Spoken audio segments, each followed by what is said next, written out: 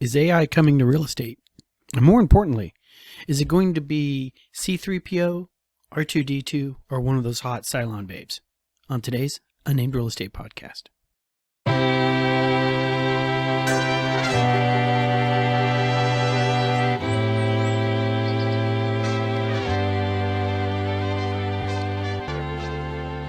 Well, it's March the 30th. This is episode 113 of an Unnamed Real Estate Podcast. I'm Charles Ray Dawson, Associate Broker and Residential Sales Manager at ProStar Realty, and we're rock and rolling over here. So it's been a week. I'm just teeny bit under the weather from a little bit of shenanigans last night, running amok and that kind of stuff. But hey, it's Thursday. We record on Thursdays. So, where to start? Let's start with Omar. My boy Omar, one of our young hotshot agents here, came up to me last week. He looked all, pensive, apprehensive, a whole bunch of ifs, and he wanted to tell me something. And I went, "Okay, kid, what do you got to tell me?" He goes, "Well, I joined the National Guard, and I'm shipping off to boot camp, and I just wanted to tell you, you're not upset, are you?" And I was like, damn right I'm upset. National Guard, what the hell, dude? Friends don't let friends join the National Guard. I could have gotten you over to the Marine Corps recruiter, and you could have talked to the Marine Reserves. I mean, shit, same dress blues. But anyways, so he's shipping off next month and stuff like that, April 10th, which is actually really weird because I shipped off to boot camp on April the 5th.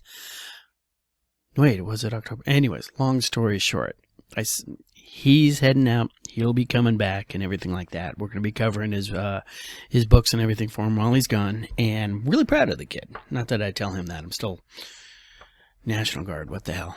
Anyways, so other things that's coming up this week and everything like that is you might be seeing a lot more news about AI. It's been in the taking over everything. Last couple weeks or so, people will sit there and ask it questions and write entire news articles about the answers it got. And, like every other thing that comes down the pike, somebody is always going to talk about how this is going to totally destroy the current real estate market, and this is going to completely destroy the real estate industry. It's a huge, massive disruptor, and you have to get ready for it. They said the same thing about Zillow, and we're here, and Zillow is... I think they might be making money again, but they keep trying to do their thing. They said the same thing about crypto, and I could never get anybody to explain to me how they thought that was going to happen. It's like, oh, well, with crypto, we're not going to have real estate the way it is anymore. I'm like, really, what are they going to do different? All right, you can buy a house with Bitcoin. You're just going to have to convert it to dollars first. But you take the money out of Bitcoin, and any of these situations where title is going to be transferred through, crypto and stuff like that. Okay, so that might make things a little bit easier for title companies, but title companies are still going to have to do searches. And title policies are still going to have to be issued because lenders aren't going to lend money unless there's a third party out there who's willing to take the hit if something wrong happened. And nobody's going to put that much faith in crypto not getting hacked. So, because crypto has been hacked, and there's one thing to have somebody come in your wallet and run off with 10,000 Bitcoin. It's a completely different one when your crypto gets hacked and next thing you know, you don't own your home. So, not too concerned about this. But now the new one's AI, and everybody's worked up and and you see it on my end, all of these various title companies and there's always this little cottage industry of people who are doing nothing but doing training and classes for real estate agents so they can learn how to make money in real estate on Tinder or whatever the hell it is. All right. There always is, how did you get leads on this? So we're seeing these AI classes come up. And I think the best use of AI I've seen so far in regards to real estate is writing ad copy. If you don't mind having really, really boring, bland, like everybody else, ad copy or home description. So last week, Bing did this update, all right, and I don't really use Bing, but it's I generally I'll have two browsers going at the same time because I'm that kind of person, and one browser will be for all the work stuff, and the other one will be for Facebook and whatever. So Bing popped up, and it's got this new AI. For some reason, the AI just activated itself. Just boom, turned on, said, "What would you like to know today, Ray?" And me, being a smart ass, looked at the AI Bing and said, what's the meaning of my life? And it thought about it really hard for like all of 10, 15 seconds. And then it typed out an answer. And the answer was actually pretty good. It was dry, which actually for questions like that, I prefer a dry answer. I don't want too much about seeking spiritual meaning and this and that and the other thing. I'm like, just give me the facts, right? But it came out with like a 7-point checklist of here's the things you need to do to discover what the meaning of your life's going to be. I'm like, wow, that's pretty good. So in interest of listening to a couple podcasts on this thing, and I decided, okay, let's start asking Bing AI here a real question, all right? And I asked it a question. I was like, why should I buy a house? And it thought about it, and it kicked up with some answers, all right? And I actually printed the entire conversation here. So it came up with, there are many reasons why you should consider owning a home. Some of the best reasons include pride of ownership, home value appreciation, mortgage interest deductions, and potential property tax deductions. Now, you do know I have a problem with buying a house for the mortgage interest deduction. All right, and I can't grasp my brain around the concept of I'm going to spend $1 so I can pay 75 cents less on taxes next year. You're still spending 25 cents more than you would have. All right, but hey, it's every American's God-given right to go out of the way to pay the least amount of taxes possible. So, and then it said other benefits include capital gains exclusion, preferential tax treatment, building equity through mortgage reduction, and equity loans. Is there anything specific you would like to know about? And I was like, man, that's pretty good. It's outside of pride of ownership and stuff like that, any of those things could have gone into greater detail, and I really, thought about doing that. But from a first pass answer, that's a pretty good first pass answer. I'm not going to cut that and paste it to my blog and make it look like some really great article or anything. It's just an answer, right? But then I threw another question at it, all right? What's the other side of the question? And I said, why should I not buy a house? And it generated some answers, and it popped up, and it says, there are several reasons why you might not want to buy a house. Some of these reasons include not having a down payment, having bad credit or high debt ratio, having no job security, and renting being 50% cheaper. Insert record scratch noise here. I have never, ever heard that renting has been 50% cheaper than owning a house. And that's something I'm really interested in learning about, okay? It's just like, hey, that's an interesting statement you just made there. Would you care to elaborate? And now, just as an aside, all right, the other things that to cover on that, you might not want to buy a house because you don't have a down payment. That's not a reason not to buy a house. That's a reason why you can't buy a house. And even then, there's workarounds. Call Ray. All right. Having bad credit or a high debt ratio. Yes. But you can have bad credit and a high debt ratio and cash. So that's not a reason not to buy a house. That's a reason why you can't buy a house. All right. Having no job security. That's a good one. All right, I'm serious about that. If you are in a position where you don't know if your company is going to be there next month, or your job in that company is going to be there that month, or your job in your company is going to be occupied by you next month, you might not want to make big purchasing decisions. So that's a good answer. I like that one right there. All right, but this whole renting being 50% cheaper, never heard that. Now I want to know more. So I ask it a next question. And this is where I break the algorithm, right? I said, why is renting 50% cheaper? And I get a really clever answer.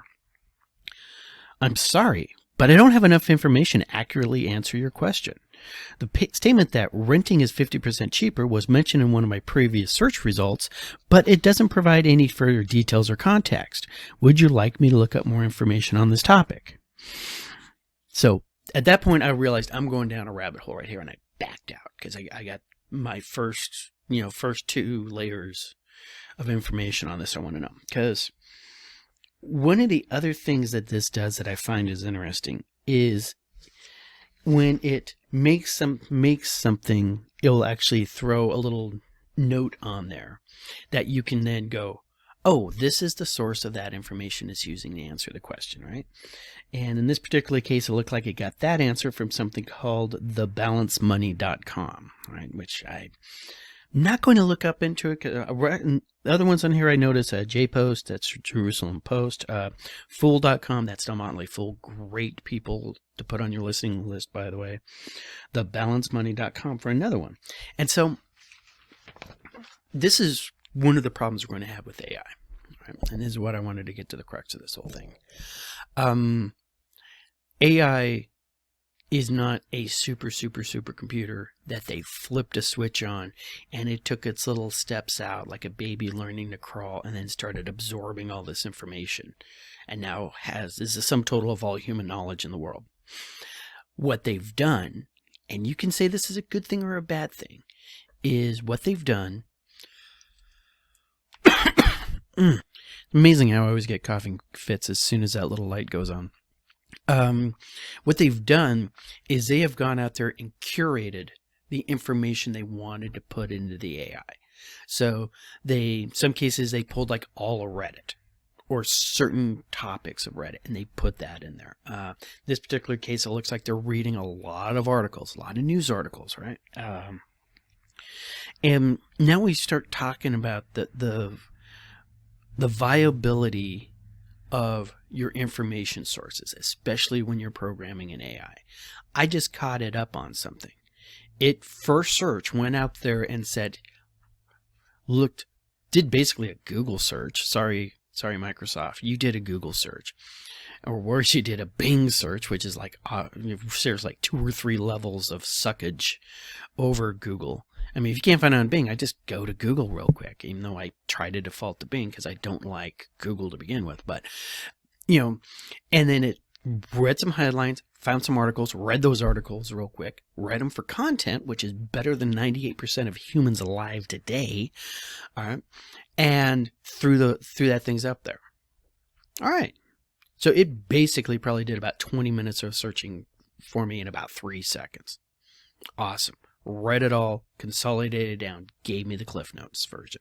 And I'm okay with that. But when I asked for clarification about one of those specific topics that it said, hey, and here's the reason why, it didn't have anything.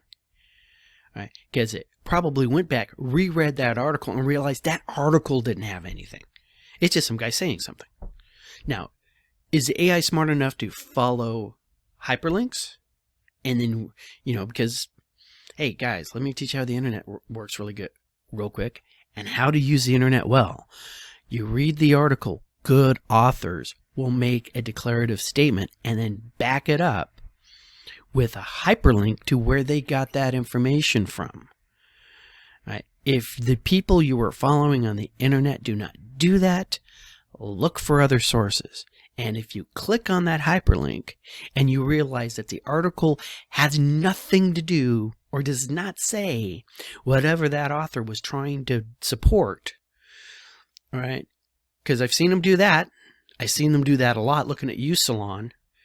Hey, I got 20 hyperlinks on here. I am backing up my argument. You have 20 hyperlinks to frickin' Candy Crush. That's not supporting your argument. That's not supporting the information. So in this particular case, did AI, Bing, go out there, read the article again, follow the hyperlinks back, and find out that, hey, these guys just threw that up there. They drew that conclusion, made the statement of that conclusion, but the original article that they linked to back up their declarative statement was wrong or misleading. So here we are again. I just had Bing do 20 minutes worth of research for me. It came up with reasons, and then when it came up, now, were they great reasons? No. All right. All of these things are not what I'd actually consider a real reason for not to buy a house. All right. There are reasons why you can't buy a house, so there's a little subtlety in there that the system is missing. All right. Want to and don't want to are huge. All right. And want to and can't and don't want to are huge. So it hasn't gotten that figured out. And it basically looks like it will fall for clickbait. So am I worried about the AI taking over my job? It's not taking over my job. It might take over a whole bunch of other real estate agents' jobs. All right, and it sucks to be them, but they're not really bringing any value to the table then, are they? All right, if you're the kind of agent that you could just rattle off, we call them scripts for a reason, boys and girls, just rattle off the script, but they don't know what they're saying. They're just making mouth noises, but they don't know the information they're transmitting. They're just reciting the scripture. You know, if they go away, I'm okay with that. All right, because they are a suck position to be in when they're on the other side of your transaction and you get that absolutely worthless frickin' contract offer that comes across, and you have to counter them just to correct how bad they wrote it. All right, those people go away. I'm completely on board with that. Other thing is that I have not sat there and like literally asked Bing, should I buy 123 Anywhere Lane? Which house would be better for me, this house or that house? All right, it's going to give you like a whole bunch of checklists and stuff like that. But, you know, probably go out there and find out what the 5 things you should look for in a good house, and we'll spit that kind of stuff out. But you'll have to sit there and type into Bing a whole bunch of facts about you as the buyer that a real estate agent picks up through osmosis. And that, remember that chit chat thing, the little small talk we do? I'm studying you. I'm studying you like you're in a petri dish, and I'm looking at you through a microscope. All right, I'm finding out what your life is like. I'm finding out what your hobbies are. I'm finding out if you have a hobby that requires a garage. That kind of stuff. So as we look at houses, in the back of my mind, I'm going, is this a good place for him to park his 57 Chevy he's restoring? No, it's a carport. You don't park a 57 Chevy in a carport. And if you do, call me, because I got somebody who wants to buy that from you. That kind of stuff. So I'm not too concerned about that. It's AI is never going to be able to tell you, hey, what's that funny smell in this house? Or, hey, I'm in this house. Why is an air freshener in every room? Hey, we're in a flight path. Yes, you are. AI can tell you that. Would AI know to volunteer that information? All right. Would AI know to the fact that, hey, you told me straight up you have multiple cats and you like to let them run around outside, and you are looking at a house on Camelback? Nah, dog, not a good place for the kitties. Right? Will AI know that?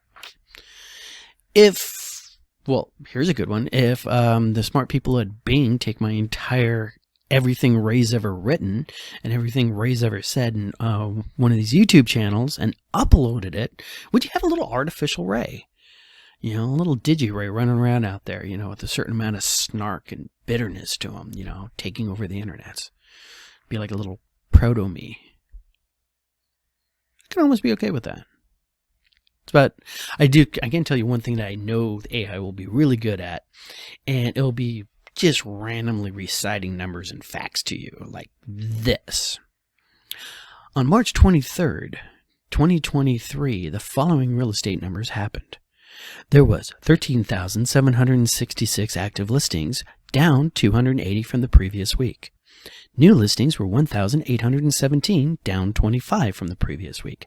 Contracts were 2,665, up 145 from the previous week.